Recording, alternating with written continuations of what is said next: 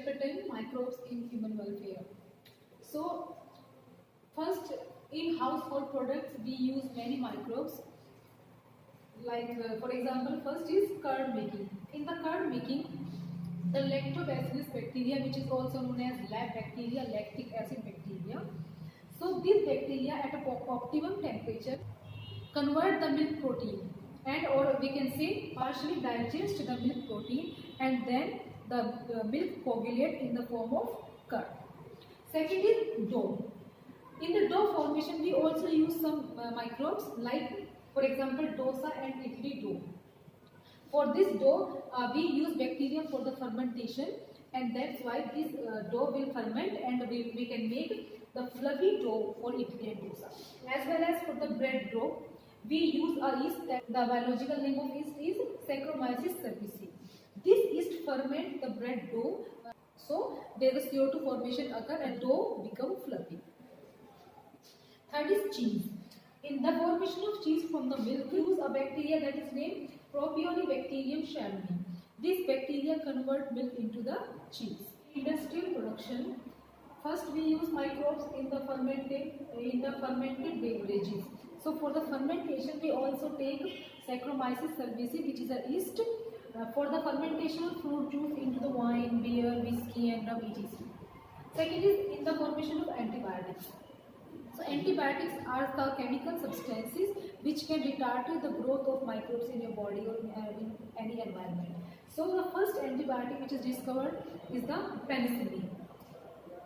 And in the chemical formation, in some organic acid formation, some enzymes, and for the formation of many other bioactive molecules, we use microbes at industrial level. Sewage treatment plant. Sewage treatment plant STP. So, we also use microbes in the sewage treatment for purification of water. So, the overview of flow chart of the sedimentation, so of the sewage treatment plant is this. For the process is first, the polluted water we take for the first primary treatment. In the primary treatment, there are two processes occur. First is filtration and second is sedimentation. So, in the filtration process, we filter the sewage and remove the large bodies which are found in the water, like polythene, water bottles, etc. So, after the filtration, sedimentation. So, in the sedimentation, there are many settling tanks. In those settling tanks, the grit or the pebbles of that sewage settle down, and after the settling down of the grit and the pebbles, we remove the upper water, that is called effluent, for the secondary treatment. Now, this effluent now goes into the aeration tank. These aeration tanks having the aerobic bacteria. So, the vigorous growth of aerobic bacteria are known as phlox.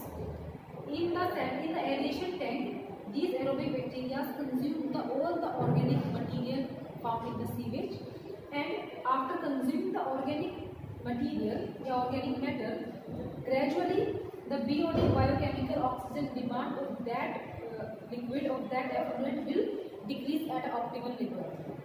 After reaching the BOD at optimal level, the liquid of the aeration tank, that is called effluent, is settled down and go for the sedimentation. So, in sedimentation tanks, we remove the effluent to separate these aerobic bacteria from that liquid, and a small amount of these aerobic bacteria, which is known as now activated sludge, take back to the aerobic bacteria as in the form of inoculum, and rest of the effluent now again transferred into the another tank that is known as anaerobic sludge digestive tanks.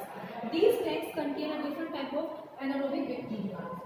These bacteria digest the remaining anaerobic bacteria and or other some fungi spores. So, after digesting these remaining bacteria and the anaerobic respiration occur there, and there is some anaerobic respiration, biogas formation will also occur. So, this biogas we use for the different purposes. We release this clean water into the water bodies like rivers and canals. So, the sewage treatment plant work like this format. So, this is the sewage treatment plant. Microbes in biogas production. So, this is the biogas plant. So, for the production of biogas plant, we use some microbes. For the biogas production, we use here dung of cattle and water. The dung of cattle contains some chemosynthetic bacteria which produce biogas during their biochemical processes. So here there is a central digester tank. There is one inlet which consists water and the dung. Combination of water and dung is called as slurry. Slurry is transferred to this digester tank. This digester tank consists the slurry, and during the time here the bacteria which is found inside the dung respirate and produce biogas. There is another tank which is floating tank, which is also known as gas holder. So after the respiration of the bacteria, here the production of biogas occur.